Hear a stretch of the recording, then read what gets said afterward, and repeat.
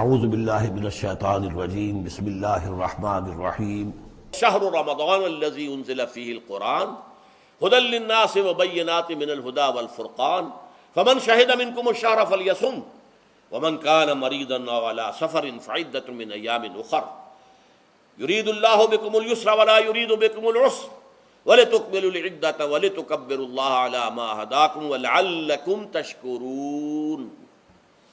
اب جو آخری لفظ ہے لعلکم تشکرون، اب اس کی وضاحت سمجھیے۔ اور رمضان کے یہ دو پروگرام جب پیرلل ہو جائیں گے، جب دونوں کی پابندی کی جائے گی، تو اس کا حاصل کیا ہے؟ اس بات کو سمجھنے کے لیے سب سے پہلے آپ اس کو سمجھیے کہ جسے ہم خودی کہہ رہے تھے، جسے ہم سیلف کہہ رہے تھے، اپنی انا کو مضبوط کرنا، سیلف کنٹرول، ایگو جو ہے وہ پوری طرح قابو یافتہ ہو اڈ اور لبیڈو پر، اصل میں اسے مراد کیا ہے؟ اس پر میں نے تفصیل سے بحث کی ہے عظمت صوم نامی اپنے کتابچے میں۔ ویسے یہ ہے کہ وہ مشکل ہے، ذرا فلسفیانہ اس کا انداز ہے، لیکن یہ ہے کہ وہی باتیں آسان الفاظ میں، جو دوسرا کتابچہ ہے عظمت صیام و قیام رمضان مبارک، وہ آسان ہے، اگرچہ یہ دونوں بہت ہی محدود تعداد میں ہمارے پاس ہیں، لیکن یہ کہ میں نے ذکر کر دیا، جو حضرات لینا چاہیں وہ لے لیں۔ لیکن یہ ہے کہ اس میں اصل پس منظر کیا ہے؟ دیکھیے، ہمارا جو وجود ہے انسان کا، یہ کمپوزٹ ہے، مرکب ہے۔ ہمارے دو وجود ہیں جو جوڑ دیے گئے ہیں۔ کیسے جوڑ دیے گئے ہم نہیں جانتے، لیکن ہے دو وجود۔ ایک وجود حیوانی ہے، میں نے عرض کیا تھا پہلے ہی، ہر انسان ایک حیوان بھی ہے مکمل، سارے حیوانی تقاضے ہمارے اندر بھی ہیں۔ لیکن حیوان اور انسان میں بنیادی فرق یہ ہے کہ انسان کا جو اصل وجود ہے وہ روحانی ہے۔ اس روحانی وجود کی وجہ سے انسان کا وہ مقام ہوا کہ تمام فرشتوں کو اس کو سجدہ کرنے کا حکم دیا گیا۔ فَإِذَا سَوَّيْتُهُ وَنَفَخْتُ فِيهِ مِن رُوحِي فَقَعُوا لَهُ سَاجِدِينَ۔ فرشتوں سے کہہ دیا گیا تھا کہ میں ایک بشر پیدا کرنے والا ہوں مٹی سے، جب میں اسے پیدا کر لوں اور اس کی ناک پلک سنوار دوں، دو پلک درست کر دوں، تو پھر اس کے سامنے اور اس میں اپنی روح میں سے پھونک دوں تو گر پڑنا اس کے سامنے سجدے میں۔ حیوان انسان اور انسان روحانی، یہ دونوں مل کر اب آدم بنے ہیں۔ نمبر دو، اس حیوان انسان کا وجود زمین سے ہے، مٹی سے پیدا کی، مٹی سے، گارے سے، طین لازب سے، چپچکانے والے گارے سے، وہ جس میں کہ بدبو پیدا ہو جائے، یہ ساری باتیں کہی گئی ہیں۔ اور سائنس بھی کہتی ہے مٹی سے پیدا ہوئے، کیسے پیدا ہوئے اس میں اختلاف ہے، لیکن یہ کہ ہے مٹی ہماری اوریجن، قرآن بھی کہتا ہے اور سائنس بھی کہتی ہے۔ اور ہمارے وجود کو جب وہ تھک جائے، مزمحل ہو جائے، اس کی انرجی کم ہو جائے، تو اس کے لیے جو غذا ہے، جو تقویت ہے، وہ بھی ساری زمین سے آ رہی ہے۔ آپ نے پھل کھائے، آپ نے گندم کھائی، آپ نے چاول کہاں سے آ رہے ہیں؟ اچھا، بکری کا گوشت کھایا تو بکری کا گوشت کس چیز سے بنا ہے؟ اس نے گھاس کھائی ہے، اس نے پتے کھائے ہیں، وہیں سے تو بنا ہے نا۔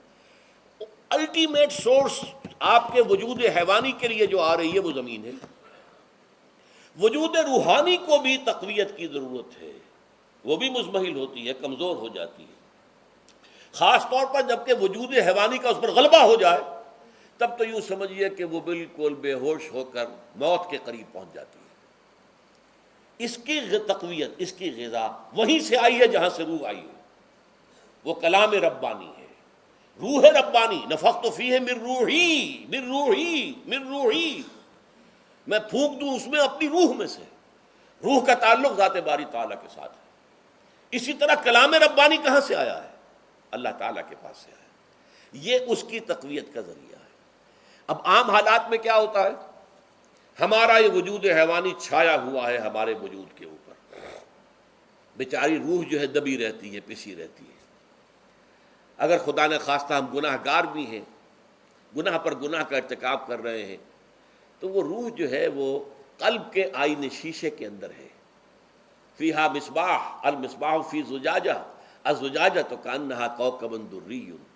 قلب جو ہے ایک شیشے کے مانند ہے جس کے اندر روح کا چراغ جل رہا ہے۔ اب اگر یہ اوپر جو شیشہ ہے اس پر دھواں آ گیا، لالٹین کی چمنی پر دھواں آ گیا، تو اب روشنی باہر تو نہیں آئے گی۔ اگر انسان گناہ کرتا ہے تو قلب پر رین زنگ آ جاتا ہے، یا حضور نے فرمایا ایک داغ لگ جاتا ہے، اور گناہ کرتا ہے اور داغ لگتا ہے، اور گناہ کرتا ہے اور داغ، یہاں تک کہ بالآخر پورا قلب سیاہ ہو جاتا ہے۔ اب وہ روح اندر بند ہو گئی، وہ دفن ہو گئی۔ اس کے لیے اب ضروری ہے کہ اب ایک پروگرام ایسا دیا جائے جو ریورس ہو جائے۔ دن میں روزہ رکھواؤ تاکہ وہ جو اینیمل انسٹنکٹس ہے وہ دبے، تو جب یہ وزن جو ہے اس کے اوپر کم ہوگا تو کچھ سائی آف ریلیف اسے ملے گی۔ جیسے بے ہوش آدمی پڑا ہے، اسے کوئی ہلکا سا ہوش آ رہا ہے، آپ نے پانی کے کچھ چھینٹے دیے، اس کے بعد آپ نے رات کو کھڑے ہو کر قرآن کے انوار کو اتارا، بارش برس رہی ہے روح انسانی کے اوپر، قلب روحانی، قلب انسانی کے اوپر، جس میں کہ وہ روح جو ہے وہ دفن ہے، وہ زندہ ہوگی اثر نو، ہوش میں آئے گی۔ اور ہوش میں آئے گی تو دو کام ہوں گے، ایک تو اسے قرآن کی عظمت کا احساس ہوگا، یہ قرآن میری حیات تازہ کا ذریعہ بنا ہے، میں دب گئی تھی، میں پس گئی تھی، میں بے ہوش تھی، میں نیم مردہ تھی، اس قرآن کی بارش نے، یہ ترشح جو ہوا ہے مجھ پر، اس نے مجھے حیات تازہ عطا فرمائی۔ یہ جو قدر کا احساس ہوگا قرآن کا، لعلکم تشکرون، تاکہ تم قرآن کی عظمت سے واقف ہو جاؤ۔ ایک انسان بھوک کی وجہ سے اس کا شوگر لیول اتنا گر گیا کہ بے ہوش پڑا ہوا، اب ظاہر بات ہے کہ آپ اسے کچھ پانی کے چھینٹے دیں گے تو کچھ ہوش میں آئے گا، پھر غذا دیں گے تو اب وہ پوری توانائی پر آئے گا، تو معلوم ہوگا اسے اس غذا کی کیا قدر و قیمت ہے۔ اگر آپ کو بھوک ہی نہیں لگتی تو غذا بے معنی شے ہے، پیاس ہی نہ لگے تو آپ کو کیا معلوم کہ اس پانی کے اندر کتنی بڑی عظمت ہے، یہ میرے لیے کتنا بڑا انعام و احسان ہے اللہ کا۔ وہ تو پیاس پر، جان پر بنی ہوئی ہو، اور پیاس اس وقت آپ کو ایک گھونٹ پانی کوئی دے دے تو آپ کو معلوم ہوگا دنیا و مافیا سے بڑھ کر ہے یہ ایک گھونٹ پانی جو مجھے ملا ہے۔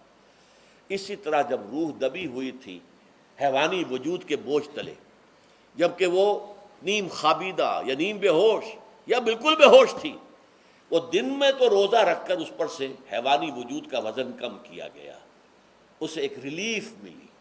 رات کو قرآن مجید کے انوار و برکات اس میں جذب کیے گئے تو اس کو پوری توانائی حاصل ہوئی۔ اس پوری توانائی کا پہلا نتیجہ تشکر، قرآن کا شکر، الحمدللہ الذی انزل علی عبدہ الکتاب ولم یجعل لہ عوجا۔ پھر وہ قلب کی گہرائیوں سے نکلے گا، سارا شکر اس اللہ کے لیے جس نے اپنے بندے پر صلی اللہ علیہ وسلم کتاب نازل کی، اور اس میں کوئی کجی نہیں رکھی، کسی طرح کی ایش پیش نہیں۔ یا تبارک الذی نزل الفرقان علی عبدہ لیکون للعالمین نصیرا، بڑی بابرکت ہے وہ ذات جس نے اپنے بندے پر فرقان نازل فرمایا تاکہ وہ تمام جہان والوں کے لیے نذیر اور خبردار کرنے والا بن جائے۔ یہ قرآن کی عظمت کا احساس، اور ظاہر بات ہے جس قدر کسی نعمت کی قدر و قیمت کا احساس ہوگا اسی قدر تو آپ شکر ادا کریں گے۔ اگر آپ نے کسی بچے کے ہاتھ پر ہیرا رکھ دیا، اسے کیا پتا یہ ہیرا کس بلا کا نام ہوتا ہے، وہ سمجھے گا کانچ کا ٹکڑا ہے۔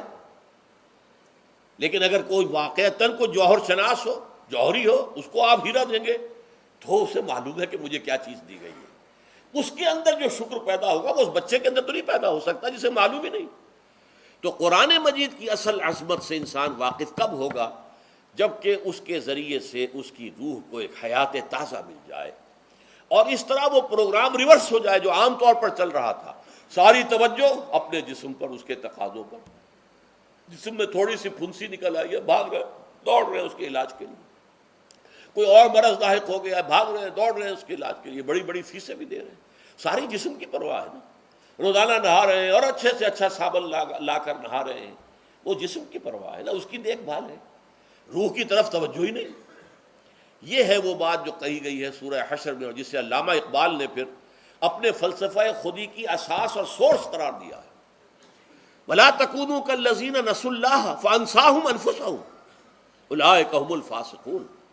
دیکھو اے مسلمانوں، ان لوگوں کے مانند نہ ہو جانا جنہوں نے اللہ کو بھلا دیا تو اللہ نے انہیں اپنے آپ سے غافل کر دیا، اور یہی لوگ فاسق و فاجر ہیں۔ یہ سوال پیدا ہوتا ہے کہ انسان اپنے آپ سے کہاں غافل ہوتا ہے؟ کیا اپنے وجود حیوانی سے غافل ہوتا ہے؟ کیا بھوک لگتی ہے تو ادھر ادھر منہ نہیں مارتا، غذا کو حاصل کرنے کے لیے کوشش نہیں کرتا؟ پیاس لگتی ہے تو کیا پانی یا کوئی اور مشروب تلاش نہیں کرتا؟ کوئی بیماری لاحق ہوتی ہے تو کیا اس کے علاج کی طرف توجہ نہیں کرتا؟ اسے آرام کی حاجت ہوتی ہے تو آرام نہیں لیتا؟ اپنے اس وجود سے تو غافل نہیں. کون سے وجود سے غافل ہوا ہے؟ وہ روحانی وجود سے غافل ہے. بھول گیا کہ میرے اندر روحانی وجود بھی ہے اور اس کا تعلق ذات باری تعالیٰ کے ساتھ ہے. اس نے سمجھا کہ میں بس حیوان ہوں، نرا حیوان ہوں، اپنے اس وجود کی اصل حقیقت ہی سے بے خبر، غافل. چنانچہ آج کے دور کا سب سے بڑا المیہ کیا ہے؟ ڈاروین کے نظریے کے جو اثرات پیدا ہوئے ہماری معاشرت پر، ہماری سوچ پر، ہمارے فکر پر، ہمارے فلسفے پر، ہماری سوشولوجی پر، وہ کیا ہے کہ ہم بھی نرے حیوان ہیں. اللہ اللہ خیر صلی اللہ. یہ سب سے بڑی محرومی ہے اس دور کی کہ انسان اپنے اصل شرف سے خود ہی مستعفی ہو گیا. ہمارا کوئی وجود ہے ہی نہیں روحانی وغیرہ. روح کسے کہتے ہیں ہم نہیں جانتے، بس یہ جسم ہے. ہم اللہ کو نہیں جانتے کون ہے کون نہیں ہے. ہوگا ہم تو اس کائنات کو جانتے ہیں. ہم روح سے واقف نہیں، ہم تو اپنے جسم کو واقف ہیں. آخرت واخرت سے ہم اب ہمیں کچھ پتہ نہیں، شاید ہو شاید نہ ہو، کچھ پتہ نہیں، لیکن یہ زندگی تو ہے، اسے ہم جانتے ہیں. یہ ہے آج کے انسان کا سب سے بڑا علم.